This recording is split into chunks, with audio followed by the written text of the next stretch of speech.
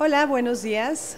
Nos da mucho gusto que nos acompañen en la primera conversación del programa de Zona Maco del 2023. Nos da muchísimo gusto contar con la presencia de Jorge Rivas del el Museo de Arte de Denver, que va a platicar con Cecilia León de la Barra, directora artística de Zona Maco Diseño. Te cedo la palabra.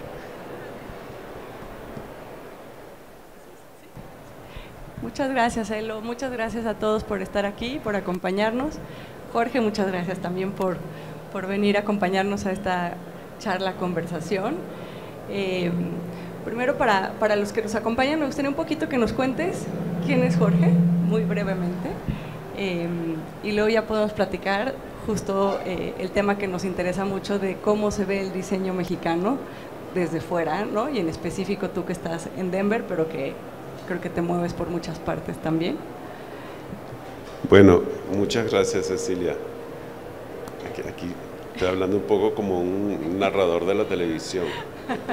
Estamos como en un programa de tele, ¿no? Nací en Caracas, Venezuela, donde estudié arquitectura.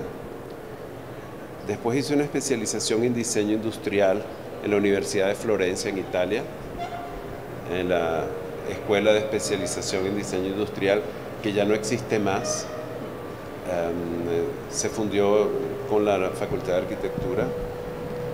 Y después hice un doctorado en Historia de las Artes Decorativas, el Diseño y la Cultura Material en BART, en el BART Graduate Center, en Nueva York.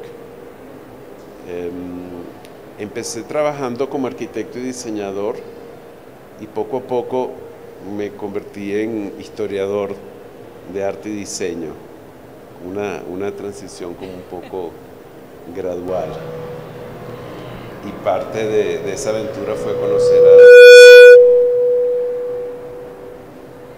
conocer a Cecilia hace ya tantos años que mejor no recordamos. No decimos nada de eso, ¿no? Pero igual ahí te interrumpo tantito porque algo que es interesante de que te volviste un historiador, y corrígeme, pero creo que también es por esta necesidad de escribir y de hablar de lo que no está como ordenado o tan escrito, ¿no? ¿O qué pasó ahí en la transición? Sí, me di cuenta de que no existían textos de lo que me interesaba. Fue una sorpresa.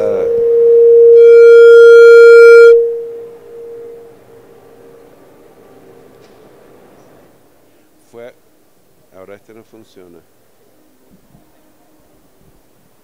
Aquí tenemos un problema técnico.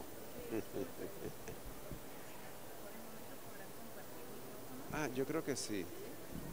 Este sí está funcionando bien. Bueno, se retroalimentan los micrófonos. Me di cuenta de que no existían los libros que yo estaba buscando para aprender de lo que yo quería. Y dije, bueno, hay que escribirlos. Un poco lo que le queda a uno. Después de haber investigado mucho, uno se da cuenta de que uno está investigando cosas nuevas y tiene una visión distinta de lo que había hasta ese momento. Yo me imagino que es un poco lo que te ha pasado a ti, Cecilia. Sí, justo esta parte que pues uno tiene memorias, tiene conocimientos, va aprendiendo cosas, pero luego si no las escribes se nos olvidan, ¿no? Y creo que eso es como lo importante también para dejarlo para las futuras generaciones, que creo que eso es un poco lo que nos trae aquí ahora a platicar del diseño, digo, latinoamericano, el diseño en general, pero hoy en específico que estamos en la feria de Zona Maco y Zona Maco Diseño, pues la mayoría de lo que hay es diseño mexicano, ¿no? Entonces, bueno, ahora cuéntanos dónde estás ahora y ya podemos Bueno, yo soy el curador Frederick Jan Mayer de Arte Latinoamericano en el Museo de Denver y director del Departamento de Arte Latinoamericano en el Museo de Denver. La colección del Museo de Denver es una colección histórica que incluye pintura, escultura, mobiliario y objetos. Desde las piezas más tempranas que tenemos son de finales del siglo XVI, del 1500, Y el museo es conocido por su colección virreinal, básicamente las obras hasta mediados del siglo XIX. Y en los años recientes hemos empezado a coleccionar también arte y diseño del siglo XX y el siglo XXI. Somos una de las pocas instituciones de los Estados Unidos que tiene esa aproximación hacia América Latina. Y estábamos hablando hace poco, hay muy pocas instituciones en los Estados Unidos que se ocupan del diseño contemporáneo latinoamericano. Sí, un poco que de ahí viene parte del pretexto de esta conversación, pues es justo que en México hay pocas instituciones, o de hecho no hay instituciones que se aboquen a coleccionar o adquirir el diseño contemporáneo. Empieza el MUAC, creo que es el primer museo que está teniendo una colección de diseño contemporáneo. Pero lo que me parece sorprendente es que en Estados Unidos hay pocas, pero hay instituciones que ya tienen una colección de piezas de diseño mexicano y latinoamericano, ¿no? Entonces, en ese sentido, platicábamos un poco, existe la parte de lo histórico y existe la parte de lo contemporáneo, ¿no? Entonces, la pregunta sería, ¿por qué hay un interés en tener estas piezas, ¿no?, latinoamericanas o específico mexicanos en un museo de Denver, ¿no? ¿Cuál es ese interés? Bueno, cuando me invitaste, me puse a pensar en qué había pasado en estos últimos 25 años y por qué estamos aquí. Y realmente ha habido un interés en el arte latinoamericano en general, y aquí tenemos a nuestra querida amiga Carmen, que fue parte importante de esa historia desde Sotheby's. Básicamente en los últimos 35, 40 años, no más atrás, no mucho más atrás. Y realmente yo creo que son los últimos 25 años donde ha tenido como una importancia como más central. Y hay iniciativas como la de Patricia Cisneros en el Museo de Arte Moderno de Nueva York. Hay figuras como Mari Carmen Ramírez en el Museo de Bellas Artes de Houston, que han sido grandes impulsores. Y en American Society, gente como Gabriela Rangel, que impulsó mucho el arte y la cultura material. Desde el punto de vista de diseño, yo creo que un momento central fue una exposición que hizo Paula Antonelli en el Museo de Arte Moderno de Nueva York, donde invitó a los hermanos Campana y a Ingo Maurer en 1998. Era realmente la primera vez que una exposición donde habían unos diseñadores latinoamericanos tenían tanto impacto.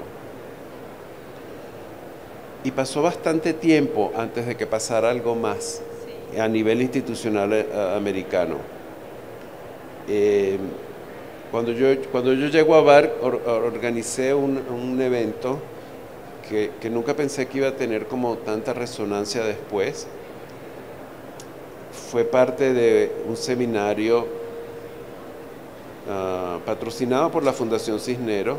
Se llamaba Cisneros Seminar in the Material Culture of the American World, con Pat Kirkham del Bar Graduate Center de moderadora, y invité a 3 especialistas en historia del diseño: a Natalia Masluf, que habló sobre Elena Iscue; a Ana Elena Mallet, que habló sobre Clara Porcet; y María Cecilia Losquiavo dos Santos, de la Universidad de Sao Paulo, que habló sobre diseñadoras brasileñas. Elena Iscue es esta diseñadora de Perú, también, que se fue a Europa y luego regresó y trabajó con estos gráficos tradicionales, ¿verdad? También, y que de ella también se sabía muy poco, ¿no? Y hasta después el Museo de Arte de Lima tiene ahí también una colección de platos y textiles, ¿no? Ajá. Y esta conversación que que hablaba de mujeres diseñadoras en el siglo XX, haciendo identidad nacional en diseño, marca un punto importante porque es la primera vez en muchas décadas que se habla de diseño de América Latina y de donde se habla de mujeres diseñadoras. Después, en el 2012, en la American Society, se organiza una mesa redonda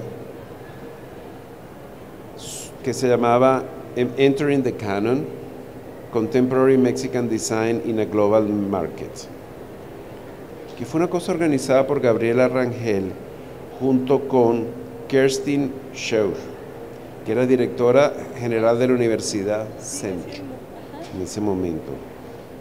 Y yo fui el moderador y en la discusión estaban Elena Malet y Ariel Rojo, el diseñador mexicano.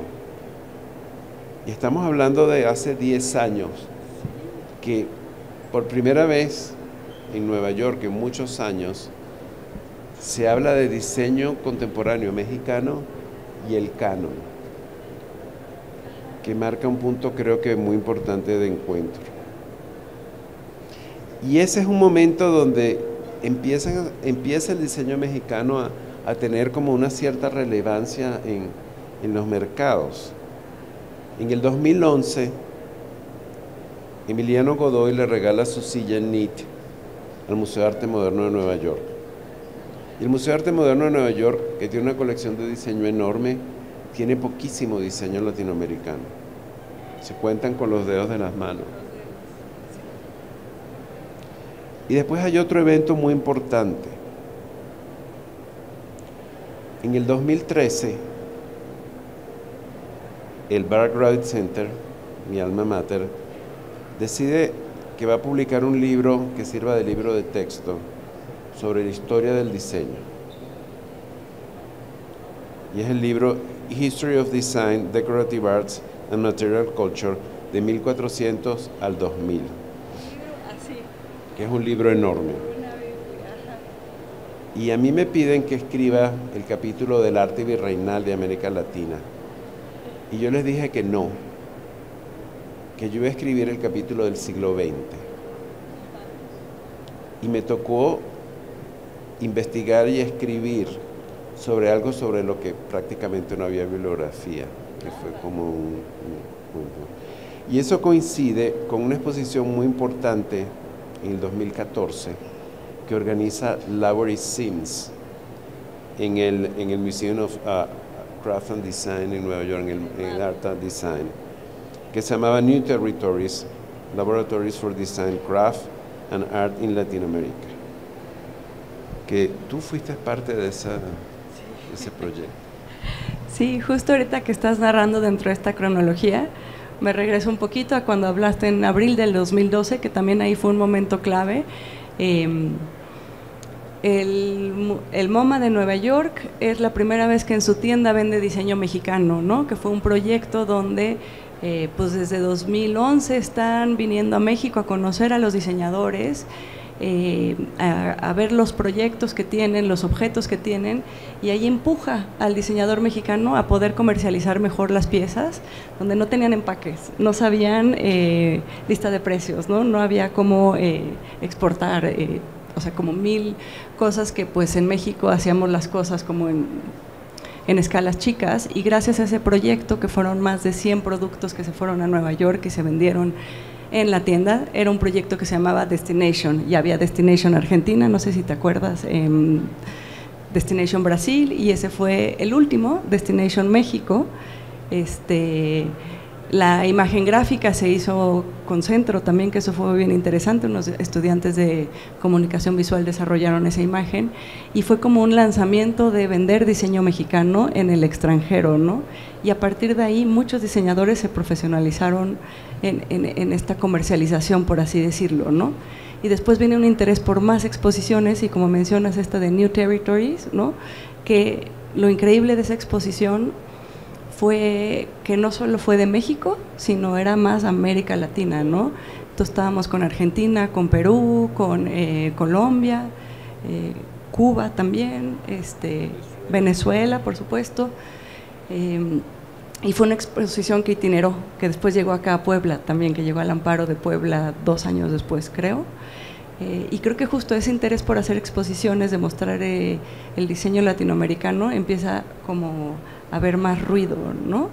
Y entonces la gente empieza a conocer más de quiénes son los autores, qué piezas están, pero se quedan ya escritos en los catálogos nada más, ¿no? Todavía no pasan pues a una colección o a que la gente siga adquiriendo más, ¿no? Claro, entonces, ¿qué notamos? Que ya a partir de principios de la década de 2010 hay como una coincidencia de factores. Hay por un lado las instituciones en los Estados Unidos que se dan cuenta de la importancia de esa cosa que muchas veces en nuestros países no nos damos cuenta, que está pasando algo interesante, importante en un área, en un campo. Y también hay una conciencia de la parte histórica, porque en el 2015 también en American Society organizamos una exposición junto con Ana Elena Maletti y Cecilia Losquiavo, que se llamaba Moderno Design for Living in Brasil, México y Venezuela, de 1940 a 1978. Fue la primera exposición en tiempos recientes, en muchas décadas, de diseño histórico latinoamericano en los Estados Unidos, y tuvo un catálogo. Y eso, a raíz de eso, las instituciones americanas empiezan a coleccionar diseño histórico latinoamericano. Tenemos que muy lentamente... Pero y lo impresionante de eso es que suceden esas exposiciones en Estados Unidos, pero no en Latinoamérica, ¿no? Que esas exposiciones no se habían hecho y a la fecha se empiezan a hacer, pero ya son casi 10 años después que empiezan a suceder en específico Ciudad de México, ¿no? Entonces ya hay energía suficiente y están los factores para que empiecen a pasar cosas.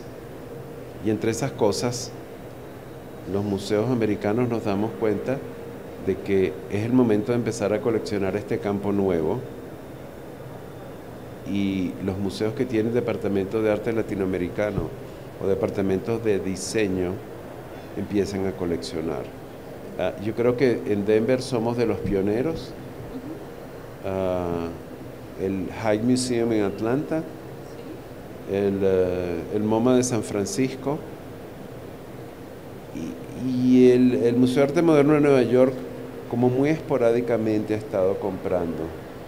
No creo que hay más museos activamente comprando. LACMA ha comprado piezas históricas, pero creo que no se ha aventurado todavía en el diseño edgy más contemporáneo. Y está todo empezando.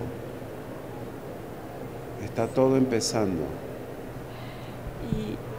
Y lo que es bonito de que está empezando también, bueno, pues que en México tenemos como dicho, ¿no? Que se van y la hacen afuera para que aquí se reconozca luego. Pero que creo que es como muy bonito saber que Denver, por ejemplo, está coleccionando piezas de diseño y que tiene un ojo para ver el diseño en México. No sé si ahorita nos puedes contar un poquito de las piezas que ha comprado el Chaxit de Mauricio Lara. Bueno, ahorita que nos platiques un poquito más, y que justo creo que a partir de estas experiencias luego pasa, y por qué ya no hay en México nada, ¿no? Porque empezaron antes en otro lado y luego pues bueno, ya vamos tarde en otros países, ¿no? Bueno, yo no lo veo tanto así. Yo veo que cuando uno empieza a comprar diseño, primero uno empieza a estudiar como la parte histórica. Una de las cosas que yo me di cuenta es que el proceso de industrialización de México durante la etapa desarrollista de los 50 a los 80 fue distinto a países como Brasil o Argentina, donde la gran industria colaboró muy estrechamente con los diseñadores, especialmente en Argentina. Y lo que se produjo fue extraordinario. En México esa colaboración fue muy limitada y cuando colapsa el modelo desarrollista en la década de los 80, surge en México toda esta producción que está asociada a los métodos artesanales, a la idea de producción muy cercana a la tradición cultural mexicana, y eso lo hace único. Cuando nosotros hemos comprado relativamente pocas piezas, tenemos el sillón Chuck y tenemos una pieza, unas piezas pequeñas que todavía, como no han sido aprobadas, no puedo hablar de quién son. Y básicamente eso es lo que hemos empezado comprando. Tenemos un proyecto de diseño del cual no puedo hablar mucho, de diseño contemporáneo mexicano en particular, cómo conecta el diseño mexicano con la tradición para principios del año que viene, y es una de las razones por la cual en los últimos 3 años he estado viajando a México, y he estado en Guadalajara, he estado aquí en la Ciudad de México, hablando con colegas como Cecilia. Pero lo que hace realmente importante para mí, lo que está pasando en México, es la coexistencia de distintos modelos, distintas aproximaciones al diseño, todo pasando simultáneamente. ¿Cómo podrías ahondar más en eso de estos distintos modelos que pasan simultáneamente o más bien en estos 3 años que has venido a México, que has estado conviviendo, estudiando pues a estos diseñadores y a los objetos de los diseñadores? ¿Cuál es como esa percepción, no? O sea, como no hablemos de otros proyectos, pero tú, Jorge, esta percepción que tienes de lo que pasa hoy en el diseño contemporáneo mexicano. Bueno, por una parte hay como un grupo de diseñadores que fue con los primeros que entré en contacto, que están asociados a la idea del diseño derivada de la escuela de Ulm en Alemania. O sea, es la visión de Tomás Maldonado, y eso tiene mucho que ver con las escuelas de diseño industrial en México, que todas se derivan de la visión de Ulm. Como demostró en un artículo Silvia Fernández, mi colega argentina, historiadora, es un diseño de producción serial, es un diseño de costos contenidos, es un diseño con una función social, y estaban tratando de hacer lo que no logró hacer el modelo desarrollista de los años 80. Y hay un grupo de diseñadores que trabajan mano a mano con la industria haciendo ese tipo de productos. Y después surge un grupo de diseñadores que ha ido tomando mucho cuerpo, yo diría en los últimos 5 o 6 años, que están alineados con lo que los americanos llaman Studio Craft, que es usar los procesos y los métodos de la artesanía tradicional para crear piezas que viven en ese territorio entre arte y diseño. Son piezas únicas o de series muy pequeñas, y son piezas de precios muy altos. Una de las piezas que tenemos, que adquirimos en el museo, es un armario de Gloria Cortina, que se puede un poco inscribir dentro de esa narrativa. Es de laca y bronce. No, sí. Entonces hay como toda una coexistencia, hay todos estos diseñadores, y yo creo que Rojo es un caso típico que trabaja mano a mano con la industria en toda su producción, y que tiene como una trayectoria quizás un poco más larga. Otro factor que es muy de México, son diseñadores convertidos en empresarios y comercializadores. Son muchos diseñadores que, como no encuentran cómo producir sus cosas, las producen ellos mismos y las venden ellos mismos.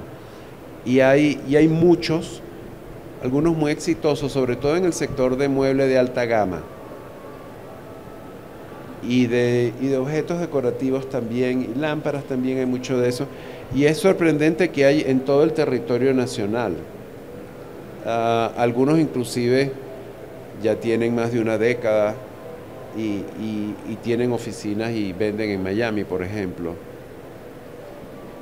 Lo que es un fenómeno muy interesante, porque significa que como la industria nacional nunca respondió, los diseñadores se convirtieron en industriales.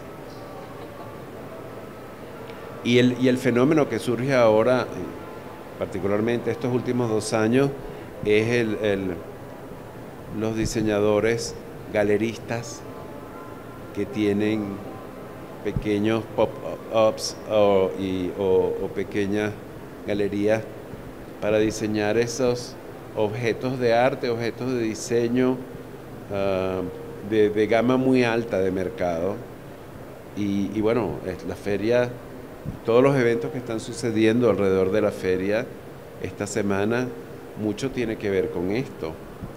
Y yo creo que dentro de los latinoamericanos, quienes iniciaron esto fueron los chilenos GT2P, con sus famosos muebles de lava que a raíz de la exposición de Lavery Sims en el Museo de Arte y Diseño terminan con una galería muy importante de Nueva York y han tenido como ese momento, ¿no? Al punto que el Smithsonian, el Cooper Hewitt, terminó adquiriendo una de sus piezas, que es algo sumamente difícil que pase, porque el Cooper Hewitt es la colección nacional de diseño americano y son muy quisquillosos con las cosas que van comprando. Pero eso nos está hablando de qué está pasando, de cómo ven desde los Estados Unidos este fenómeno que está pasando aquí. Y esto que dices, por ejemplo, de G2P, ¿verdad? GT2P, siempre confundo al revés. Pero justo que acabaron con Friedman Mendan, ¿no? Pero ahora, por ejemplo, esta exposición de Everything Here is Volcanic, de Mario Ballesteros, en Friedman Mendan también, ¿no? Que hay como este otro boom del diseño mexicano que se presenta en Nueva York para que luego, ¿cómo se dice? Se valore acá o se aprecie acá o tenga un nuevo mercado, ¿no? Por ejemplo, y creo que ahí es donde estás hablando de estos objetos caprichosos, que a veces son más decorativos, por así decirlo, no tan específico, funcional, industrial, ¿no? Que como mencionabas, Ariel Rojo, que va mucho más pegado de la industria, ¿no? Tenemos a Jorge Diego aquí, que también es industria, y el otro lado capricho, por así decirlo, ¿no? Pero que también creo que pasa mucho eso en el mundo de los diseñadores mexicanos específico, que son multifacéticos, ¿no? Que van cambiando en etapas y también según como que el camino a donde los va llevando, pero que creo que cada vez se han establecido más, pero y siguen apareciendo ahora nuevos talentos, ¿no? Como decías, de 2 años para acá, yo podría decir que es de 5 para acá más o menos, ha sido exponencial, como Ley de Moore, ¿no? Tan exponencial, creo yo, que pues por eso tenemos, por ejemplo, este proyecto emergente acá dentro de Zona Maco Diseño.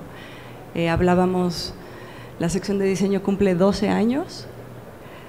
Los primeros 2 años en realidad eran 2 galerías. Carlos, que está aquí con nosotros también, pues siempre ha participado, fue desde la edición 1, pero igual era en un pasillo con otras 2, Ezequiel Farca creo que estaba, y alguien más, 3 galerías, ¿no? Después, en el año 3, Ana Elena Malet cura la sección de diseño y son 12 galerías y ya se siente una sección de diseño. Y para 2014 llegué yo, aquí sigo, 9 años después, y creo que sí hay algo también donde pues ya se volvió una plataforma donde sí es un referente de lo que está pasando en el diseño.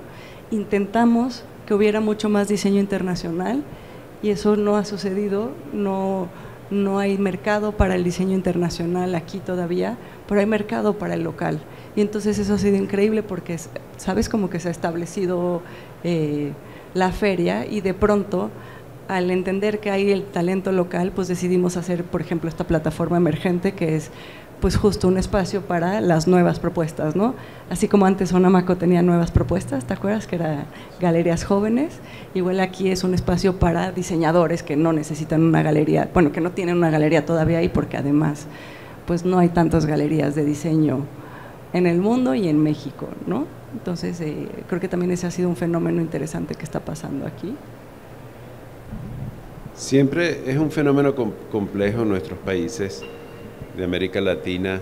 Se necesitan, yo diría, 3 aspectos centrales para que las cosas funcionen. Primero, los diseñadores, en este caso. Después, la parte de producción.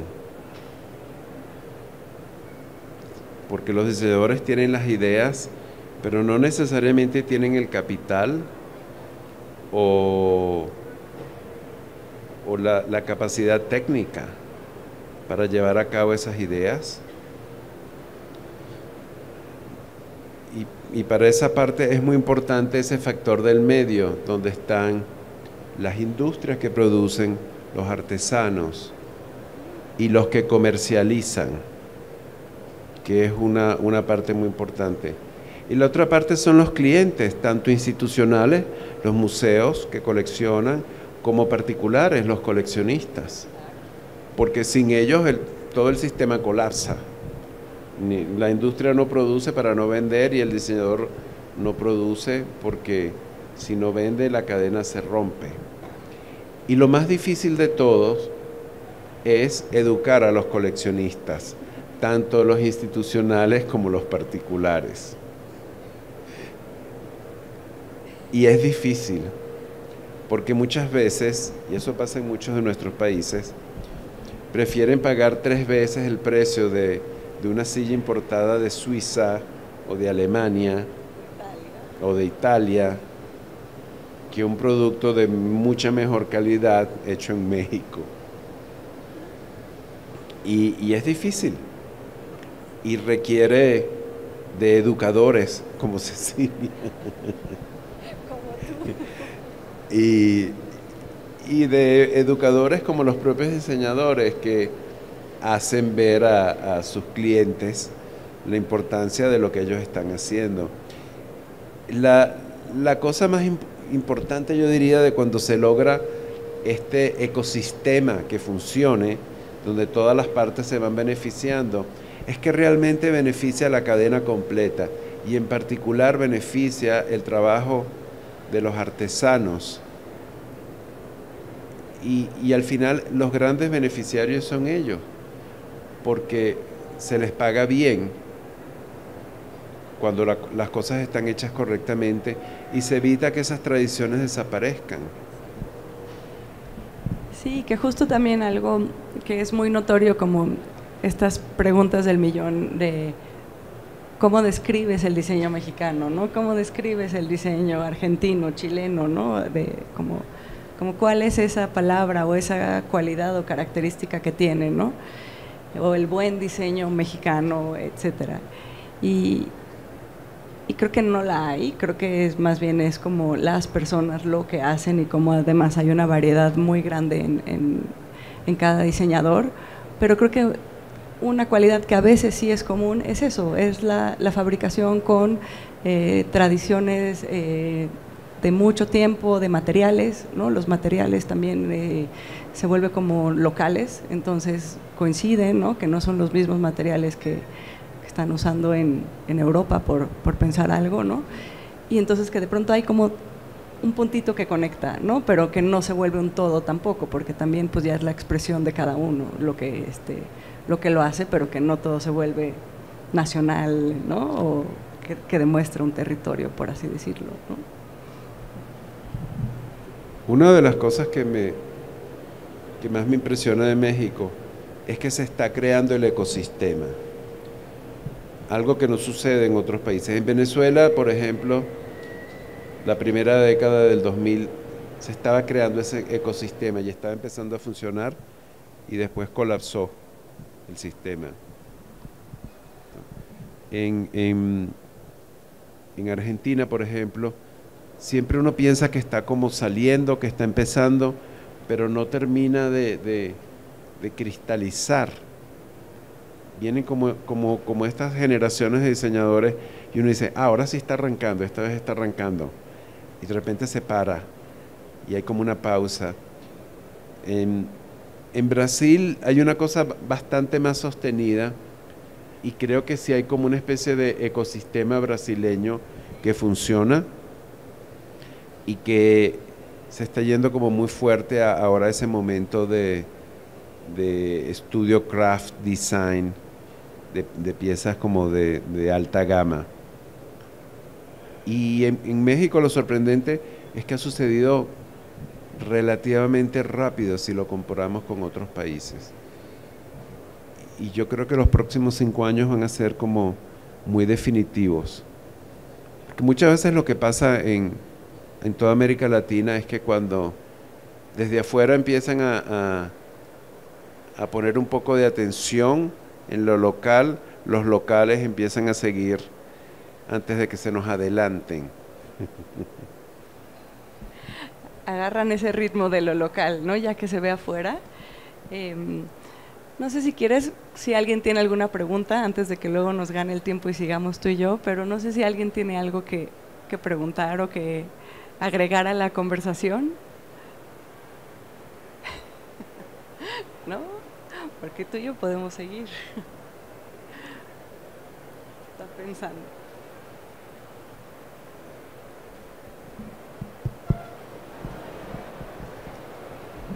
Gracias. Primero, gracias Ceci y Jorge por esta interesante charla. Y bueno, mi pregunta va en cuestión de la cercanía tal vez de México con Estados Unidos y lo que platicaban ahorita de los foros internacionales donde los diseñadores mexicanos están participando o han tenido un rol. Tú estuviste en Milán con él hace mucho tiempo y a través de eso como que arrancó también estas migraciones o peregrinajes de los mexicanos a lugares como el Salone. ¿Qué observan en esa dinámica de los diseñadores? O sea, no nada más la gente de afuera viéndose a México, sino los mexicanos también saliendo del país a llevar su trabajo, a mostrar su trabajo y hacer estas conexiones internacionales. Bueno, yo quiero públicamente hacer un gran reconocimiento a mi compatriota Marva Griffith del Salone Satélite, porque yo debo decir que sin Marva Griffith mucho de esto que está pasando en toda América Latina nunca hubiese pasado. Ella estaba en la posición correcta, en el tiempo adecuado y con esa visión. Y realmente el Salone Satélite fue como una gran plataforma para muchos diseñadores. En el caso de los diseñadores latinoamericanos, generalmente participar en el Salón Satélite no cristaliza después en nada. Como todos aquí sabemos bien, pero abre esa ventana que es muy importante. Y Marva se dio cuenta de que hay este fenómeno que no sucede no solamente en América Latina, sino en todo el mundo, en todos los países con economías emergentes, en África, en Asia, en Europa del Este, y los problemas siempre son los mismos. En el caso de los americanos hay un tema de demografía.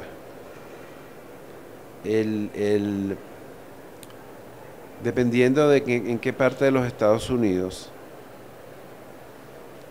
pero en todo el país, la minoría más grande es la minoría hispana. Ese enorme contenedor donde hay muchas cosas distintas juntas metidas bajo esa etiqueta. Eso significa que las instituciones tienen que ocuparse de ese sector que está creciendo muy rápidamente y que va a tener un peso muy alto dentro de la economía americana. Dentro del sector cultural, eso significa que si ellos no se ocupan de este sector que está creciendo, cuya población necesita identificarse con los museos y las colecciones, y cuya población en algún momento va a tener un peso económico muy importante, van a perder una parte significativa de sus audiencias y de sus posibilidades de financiación. Y ese pensamiento que está detrás de todo lo que uno ve desde los Estados Unidos, que apoya, promueve y ayuda a todo aquello que tenga que ver con lo hispánico, en la cultura, en la educación, en la economía, en cierto modo es lo que hace que las instituciones norteamericanas estén viendo al vecino del sur y digan, vamos a entender lo que está pasando. Después dicen, es muy interesante lo que está pasando y tenemos que ser parte de eso si queremos ser parte del futuro. Y yo creo que eso es muy importante, sobre todo teniendo en cuenta que hay todos los tratados comerciales que favorecen enormemente la relación de México con los Estados Unidos y Canadá. Sí, creo que ahí tienes toda la razón en esta parte, bueno, en esta visión que dices de Marfa, ¿no? Que justo, aunque no cristalizó, que sabemos como participantes, cristalizó en muchas cosas más, ¿no? O sea, no era ese fruto comercial lo que buscábamos, pero ese otro fruto de conexiones, de relaciones, de compartir. Creo que hay una parte bien interesante en el diseño hoy, hablando específico en México, que decimos nosotros, que sí nos gusta compartir con el otro, ¿no? Y generar más cosas juntas o sumar, y creo que eso pues se vuelve como muy rico y único, ¿no? Que no sucede a veces en otros lados, no lo sé, ¿no? Entonces creo que en ese sentido, hablando como de, sí, esa necesidad a veces de los mexicanos de salir a otro territorio y regresar, creo que la ganancia es el conocer a alguien más y luego tener conexiones siempre, ¿no? Como que seguir en esas conexiones. Y bueno, la otra parte de los vecinos que tenemos, pues ya Jorge nos dio una increíble respuesta, ¿sí? El futuro. No sé.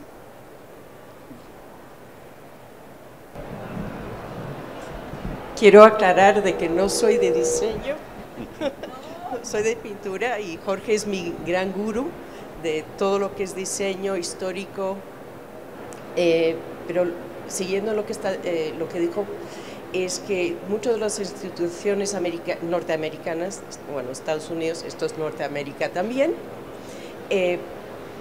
la demográfica ha cambiado y se ha visto, por ejemplo, en el Museo de Boston hace muchos años, juntaron sus colecciones del norte y del sur y ahora tienen la colección de las Américas. Y muchos de los museos están siguiendo ese paso porque la demográfica ha cambiado. Y lo que yo veo del diseño mexicano, lo que es único es que tenéis una herencia tan rica, artesanal, que no lo tienen otros países. Brasil tiene una madera inigualable, pero hay muchos artistas que vienen a México para usar la artesanía mexicana, que está de tan alto nivel, y espero que no se pierda. Y México, y parte del suceso de Zona Maco es que mucha gente viene a México, a la Ciudad de México, y descubre el Pedregal, la arquitectura del Pedregal y toda la arquitectura mexicana, que no lo conocían, y es de un nivel tan y tan alto, y espero que se difunda también por todo el mundo. Bueno, muchas gracias, Carmen. Además, tú tienes tantos años de experiencia con el arte latinoamericano que has visto el cambio con tus propios ojos. Y es un cambio que yo lo siento como muy acelerado en estos 2 últimos años, 2, 3 años, donde hay realmente una parte importante de la población de los Estados Unidos que tiene raíces en América Latina, particularmente en México, que es el componente más grande y más poderoso, y que están reclamando su herencia y están reclamando su lugar en el mundo y en la cultura. Y dentro de eso está este fenómeno del interés por empezar a coleccionar diseño mexicano. Y creo que, bueno, ya nada más para cerrar, pues creo que o sea, la importancia de coleccionar este diseño mexicano es que después podemos escribir de él, ¿no? Que después podemos dejarlo para las nuevas generaciones y que entonces empieza a documentar y se puede estudiar, ¿no? Y entonces que después creo que pues la gente puede tener más acceso y más alcance a todos estos conocimientos y saberes, ¿no? Bueno, no sé si hay una última pregunta o si no ya cerramos porque creo que Eloísa nos va a correr siguiente plática. Pero si alguien tiene algo más, ¿no? Estamos muy en tiempo, 5 para las 2. Pero muchas gracias a todos, gracias por estar aquí. Jorge, muchas gracias. Bueno, muchas gracias por esta invitación y muchas gracias a todos ustedes por venir a escucharnos hoy.